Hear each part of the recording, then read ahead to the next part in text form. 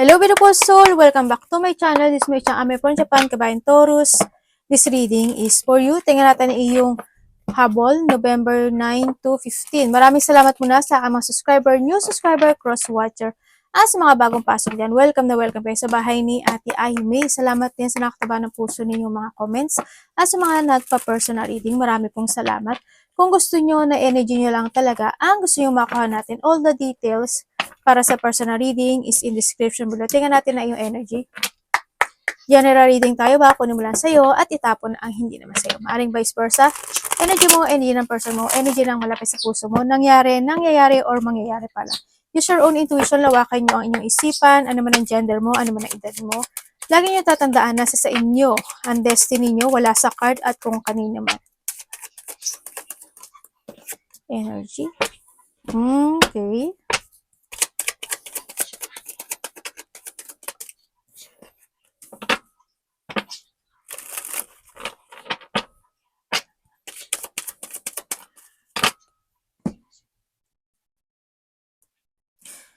Okay, ang energy mo sa nakikita ko sa iyo dito, may mga bagay na okay. May mga bagay na ayaw mong malaman ng iba. O may mga sitwasyon na ayaw mong malaman ng iba. Parang gano'n, nandun ka sa point na yan. Parang nandun ka sa point na ipinapakita mo sa harap nila na you're okay, you're stable, matatag ka, ganyan. Pero behind nun, may nararamdaman kang lungkot. Yun na nakikita ko sa yung energy. You're hiding. You're hiding something. Yun na nakikita ko sa iyo dito. Nahatid ka rin sa point na ang nakikita ko sa yung energy is pinipilit mo i-work it hard or you are focused and commit in a situation to develop, to success, or to be stable, o magkaroon ng magandang stability. Nandun ka sa point na yun. Yun na nakita ko sa yung energy mo. May mga point din na maaring hindi ka nakikita to sa sarili mo. Ganyan, nagsisinungaling ka, o as in, hindi, maaring in your own, sa sarili, or sa ibang tao. Ganyan. Tingnan natin ang parating. Anong parating kay Taurus? Nandito ka sa sitwasyon mo kasi na yung isa-iba sa inyo ha, na may mga bagay na gusto mong ayusin, mga bagay na gusto mong i-develop, may mga bagay na gusto mo, sa iba dito, you want to practice, o may mga bagay na mamasterin mo, may mga bagay na gusto mong maging perfect, maging okay, mga ganun. Parating. Ano po ito, universe?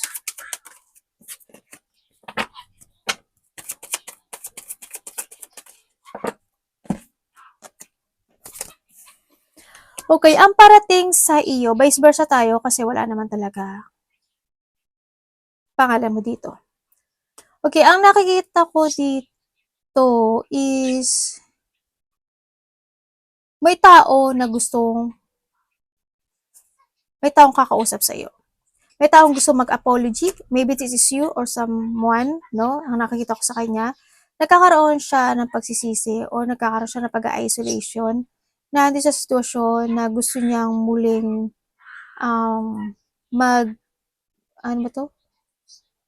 mag-umpisa sa'yo or nahandin yung pagpupunlang muli when it comes sa'yo.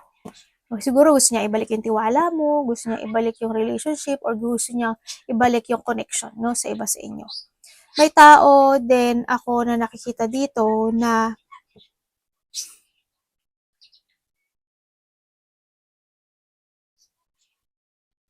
may offering eh. Either ikaw ang mag-o-offer or someone is mag-o-offer sa'yo. Pwedeng may taong manghihiram ng pera, wag naman sana, or may taong hihingi ng tulong, o kaya naman is may bibigyan ka ng pera or bibigyan ka ng gift, ganyan. O maybe ikaw makaka-receive ng gift or ikaw makaka-receive ng tulong. Yun ang nakikita ko sa iyo dito. Parating din kasi ano isa yun sabi ko sa'yo 'di ba pag-uusapan ka. Tapos may mga may mga bagong idea or mga bagong instant opportunities na darating sa iyo. Hindi man siya ngayon by this November, maaring iba sa inyo is after a week, months, or by the next year na to, no, sa iba sa inyo. Sa iba naman sa inyo is marami kang gustong aksyonan, marami kang gustong itama na isang sitwasyon sa buhay mo. Pero makakaramdam ka raw ng kasiyahan.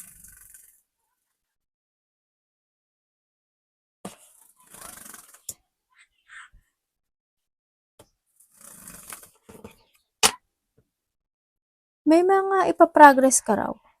Iba dito may mga lakad kayo no? Yan, may mga lakad, tapos ano to? Parang meron kang ipaprogress or darating ka sa point na maaring you're waiting for something. You feeling stuck, maraming questioning na papasok sa isip mo, magkakaroon mga dissatisfaction. Ang nakikita ko rin dito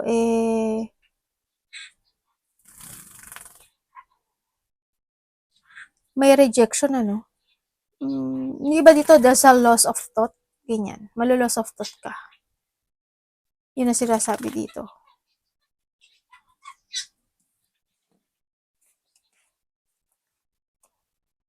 Yun ang gusto ko mangyari.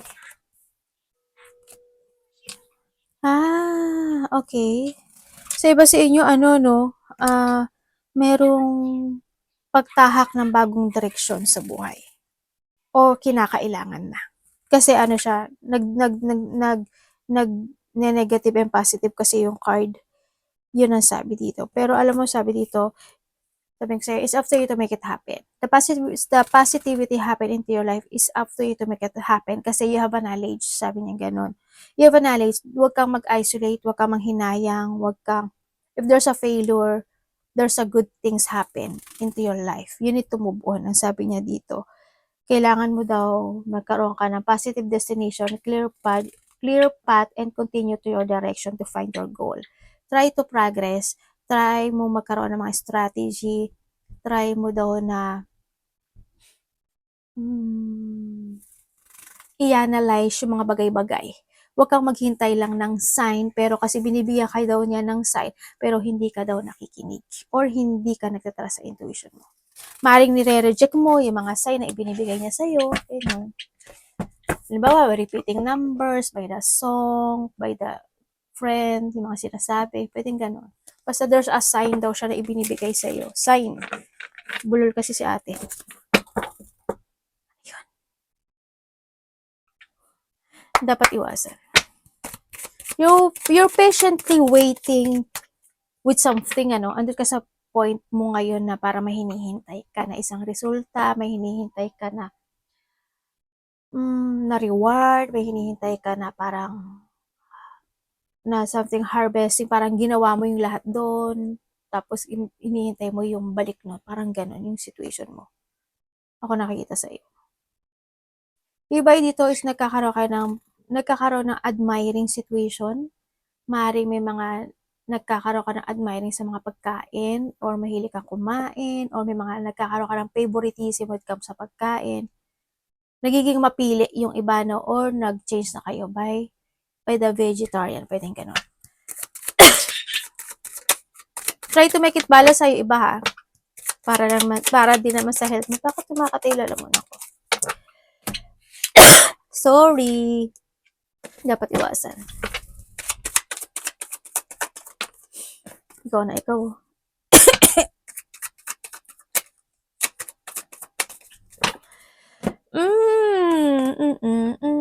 Okay, dapat iwasan. Okay, iwasan mo. Ay, tower and tower, Sorry. May naubo ba dyan? May nangangati yung lalamunan. Okay, sabi dito, iwasan mo. Alam ko naman na maraming nagkaroon talaga ng mga hindi inaasahan na sitwasyon na hindi naging maganda, no? In your foundation. Kung saan aspeto naman sa trabaho, sa relasyon, sa kaibigan, sa pamilya, or any situation in life. dumating ka sa point na iyon, ano, iwasan mo daw yung matrap ka doon, iwasan mo yung not to letting go, yung situation, iwasan mo yung ano, hindi ka mag-trust sa intuition mo. No, iwasan mo is, kumbaga, trust your intuition to make a decisions right. Maging patient ka rin daw sa mga choices in life, ang sinasabi dito. Ang sinasabi kasi dito, talikuran mo ang isang sitwasyon sa buhay mo ng with your own or ng tahimik. Yun ang sinasabi dito. Yun. Kumbaga, ito na daw yung kinakailangan na magpasya ka sa buhay mo. There's a big decision or big na pagpapasya ka na dapat gawin this time. Para sa ikakaganda ng buhay mo. Ikakaganda ng buhay mo. Yun. Huwag ka lang daw maghintay. Huwag ka maghintay. Kasi, alam mo, the more na naghihintay ka, the more na may stuck ka. Kasi, if you're letting go or if you abandon something into your life, kasi nangyari yon because there's a reason talaga. Kasi ginawa yun ni universe, ni Lord, kasi meron siyang better na ibibigay sa'yo na mas magandang blessing sa buhay mo. Don't be jungling, sabi niya ganun. Huwag kang malungkot, huwag kang mag-isip, huwag kang lang maghintay. Nagbibigay naman daw siya sa'yo ng ng mga opportunity but you cannot recognize daw yung message niya. Or maybe, pinagpapansamantala mo lang, parang, pwedeng next time na lang, bukas na lang, sa makalawa na lang, tsaka na lang, baka ganun daw ang sabi niya dito. Kaya maaring paulit-ulit na nagaganap yung nangyayari kasi may mga bagay na kailangan mo matutunan. Yun. Overthinking is wrong. Overthinking is wrong. Iwasan mo mag-overthinking. Iwasan mo yung mag-illusion ka lang. Iwasan mo yung mas stuck in your situation. Ganyan. Tingnan natin, love. Labi sa lahat, kapatid, anak, magulang, karelasyon, kaibigan. Asa si Bibi? Anak. Pamilya. Kamusta? Bibi! Love.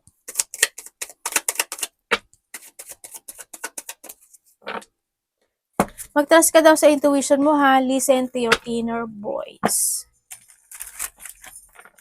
Tsaka use your common sense, sabi dito.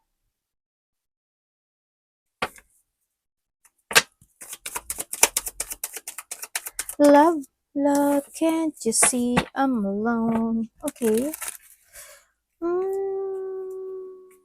Ganun. Okay. Isa dito attractive sa inyo, no? Okay, when it comes sa love, kayo sa kahiwalay nitong tao na to, or hindi naging maganda yung relationship, magkakaroon kayo ng connection. Muli. Yun ang nakikita ko dito.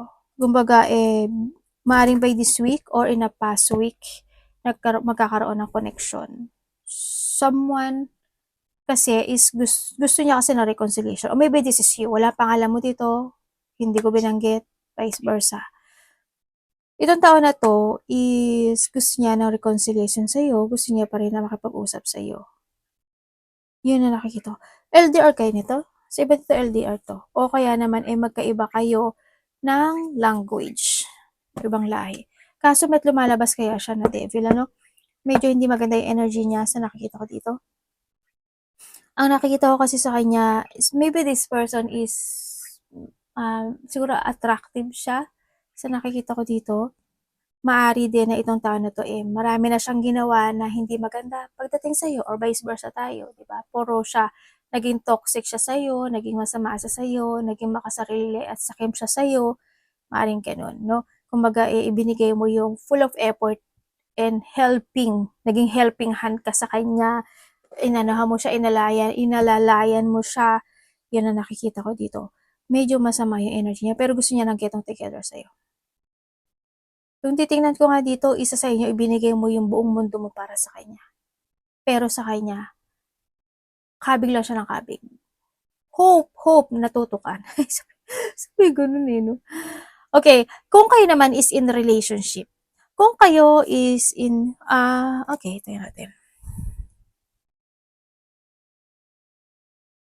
So, iba sa inyo, ano to? Kung may mga namatay? Kung may mga namatay dito, unahin ko kasi nandito rin si The World. Hindi pa doon nakakatawid. Hindi pa siya nakakatawid. Kasi nakikita ko dito, lalabas to sa panaginip mo. Or, isa sa kapamilya mo mapapanaginipan tong tao na to. Kasi nakikita ko sa tao na to, very confident siya. Siya yung tao na pabigla-bigla, or maybe this is you, ganun, nagkakaroon siya palagi ng pabigla-biglang sitwasyon eh. Biglang-biglang decision, biglang-biglang gagawin, biglang-biglang ganito, ganun. Medyo toxic, or may mga bad habit, bad attitude, or bad something. Or maybe sa iba dito is kung siya is mabait naman talaga, either itong tao is matulungin, pero ang nakikita ko sa kanya is meron pa siyang unfinished business. Masama man siya or mabuti, meron daw siyang sinasabi na unfinished business pa dito sa mundo. Hindi ko alam why. Pero sabi niya may unfinished business siya. Sa mga magkakarelasyon naman, ang nakikita ko dito, kung kayo is nagkaroon kayo ng conflict o hindi pag-uunawaan, this time is magiging okay na kayo. Nagkakaroon naman na pagtutulungan dito sa relasyon na to. Siyempre may mga ano talaga eh, alam mo may mga, hindi mo maiwasan yung pagiging sakim at makasarili pagdating sa relationship. Lalo na pag mahal mo yung isang tao. Isa sa inyo, natural lang na magiging makasarili at sakim. Diba sabi nga nila, ang pagmamahal eh, minsan mapanakit. Mapanakit. Diba? Yun. Ngayon magkakabati kayo nito. Magkakabati kayo kung kayo hindi gano'n naman kayo eh. Bate, away, ano kayo, hot and cold yung relationship, ano, sa nakikita ko dito. Tingnan natin. Sa mga magkakarelasyon yan,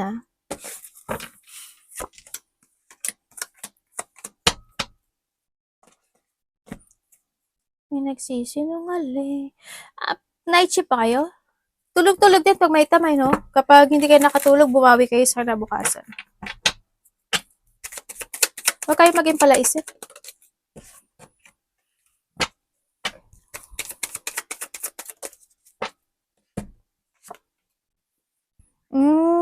Parang andito ka sa sitwasyon na ano, no? Alam mo yung sumusugal ka in your situation. Pwedeng sumusugal ka sa relationship mo, Tagalog na English pa, in your relationship, o pwede rin sumusugal ka sa trabaho mo o sa pera mo. Nandun ka sa point na yun, ano, sa nakita ko dito.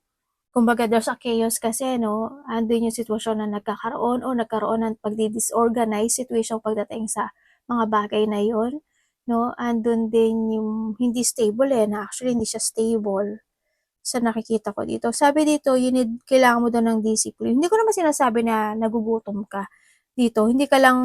Siguro lang, hindi lang talaga nagiging organized pagdating sa pera sa'yo.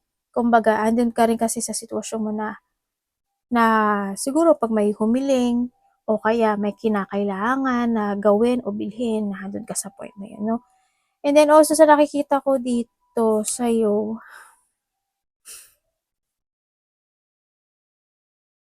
may tao dito na may chaos imbalance. May tao na gusto mag-apology. May tao na gusto mag-apology, pero bakit ganito siya? Hindi niya kasi alam kung gagawin niya ba o hindi. Ando siya sa point. Mag-a-apology ba ako o hindi? Kakausapin ko ba siya o hindi? Nandiyo sa point na yun. May taong ganun. Ko-connect ba ako sa kanya or hindi? Ano ba to? Ayaw makuha.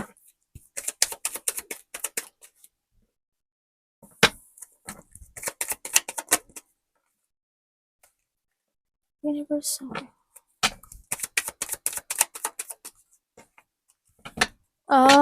Sabi ko na nga, hindi ako nagkamali. Nasa utak ko na yung kinonfirm ko lang. May hindi pa pala nakaka-move on, ano. Merong iba sa inyo is may mga binilak na kayo sa buhay nyo, or binilak mo, or binilak ka niya. Nagkaroon ng hindi magandang pag-uusap, or nagkaroon ng mga bagay na hindi nasabi sa nakikita ko dito, ha. Nandito ka sa sitwasyon mo na meron ka daw decision making na gagawin, or magkakaroon ka daw ng choices in life, sabi dito. May mga sitwasyon ka daw na nako-caught ka in the middle, o kaya may mga tinitimbang ka, o ito ba, ganito ba, ipo-force ko ba or hindi pa. Yun ang nakikita ko sa'yo dito. Kumbaga, there's a choices happen into your life, no? Naguguluhan ka. May mga wishful thinking din ako nakikita sa'yo. Alam mo ba, ang sabi dito is treasure intuition. Start a new horizon. This is a time to use your mind and intellect. If you want to crossroad, if you want to pursue something in your life, this is a time na magkaroon ka ng decision making changes. It's time to awake. Magkaroon ka daw ng self-evaluation, at saka you need to be aware. Kailangan tandaan mo palagi na kailangan mo, kumbaga, you need to learn from the past situation happening into your life. This is a time na move on. Kasi mag-move on ka. Kasi iba sa inyo, parang nagkakaroon kayo ng na parang may tao kasi na hindi nakaka-move on. Yun ang nakikita ko dito. May tao na hindi pa siya makaalis sa isang sitwasyon. Parang hindi ko alam kung na-trap siya or na-stagnant itong tao na 'to, or may mga situation na nagpaplano ka pero hindi mo magawa. Yan, siguro andun ka sa point na you look into a new direction. In what way? Parang nahandun ka sa point. Paano ba mag-umpisa? Paano ba, saan ba dapat? Dapat ba? Nararapat na ba? Kailangan ba? Ganun ba?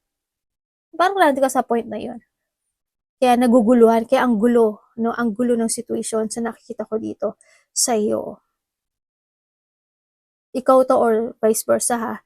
Yung may mga bagay ka pa rin na hinihiling o inaasam-asam dito. Pero nakita ko may babae, or babae man yan o lalaki, pero dito is a mother figure na parang magbibigay sa iyo ng payo o suporta, or maybe this is you, ikaw ang kapayo o magsusuporta sa tao na ganito ang kanyang situation. May mga reminiscing from the past ako nakikita sa'yo. Indecision yung iba dito, no? Yan, indecision. Yung iba naman dito is parang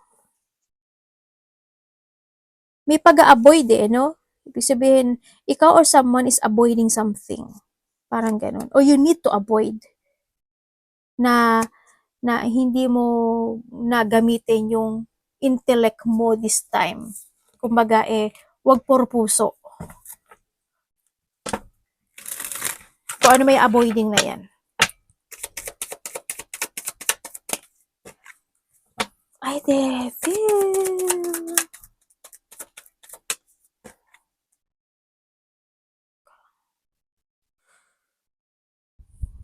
Dalawa na yan, di ba? Oh, ayan oh.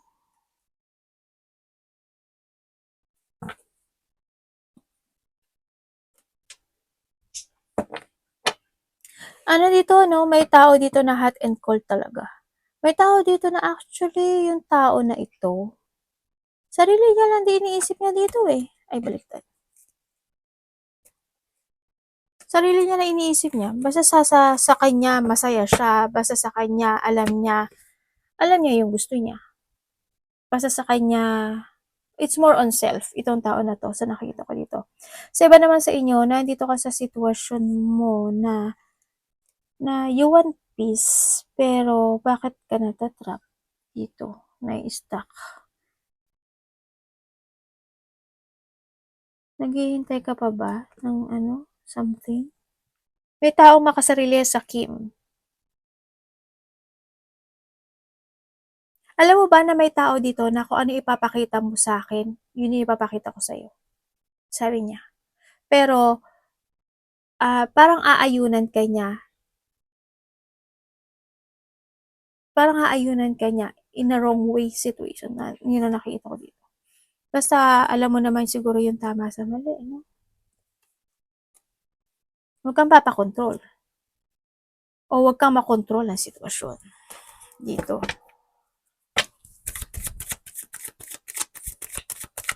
Mag-ingat ka ha, kasi may tao dito na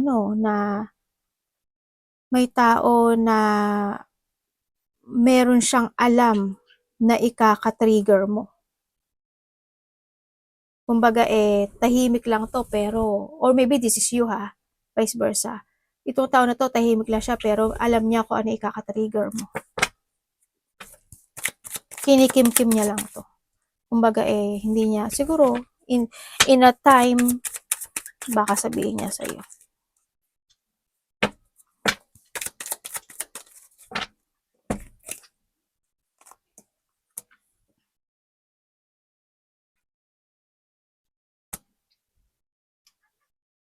Saan to, universe?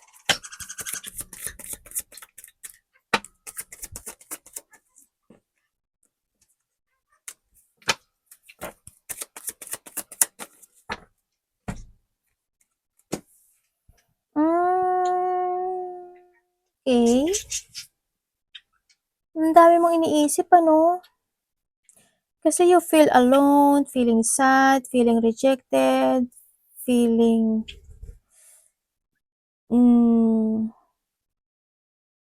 feeling abandoned. May mga wishful thinking, may mga pinafantasizing ka, at saka may dinidaydream ka dito, no? Pero alam mo, sabi ni card, is in a 3 days, 3 weeks, 3 months, or by the next year, may mga mangyayari sa'yo na magkakaroon ka raw ng, parang siguro kapag there's a happen na nalungkot, move on, ganyan. May sinasabing 3 days, 3 weeks, 3 months eh. When it comes sa relationship, di ba may rules na sinasabi na 3 months rule. Ewan ko ba sa magaling yung 3 months rule na yun? Parang may nag-something lang na naggawa noon. Yun na nakikita ko dito. May magkakaroon sa'yo ng renewal development and kasiyahan, may magaganap. Yun na nakikita ko sa'yo dito. Makamove on ka na talaga. May pagtulong, may hingi ng tulong, or may tutulong sa'yo, vice versa. Ang sinasabi rin dito, losing something valuable sa'yo. Hindi ko alam in what way eh, pero losing something valuable. Sa iba sa inyo, pwede kayo mananakawan. Sa iba sa inyo, pwede kayong mahulugan ng mga mahalagang gamit. Kung ano man yung losing something valuable. Yun ang sabi dito. Arigatou namaste, God bless.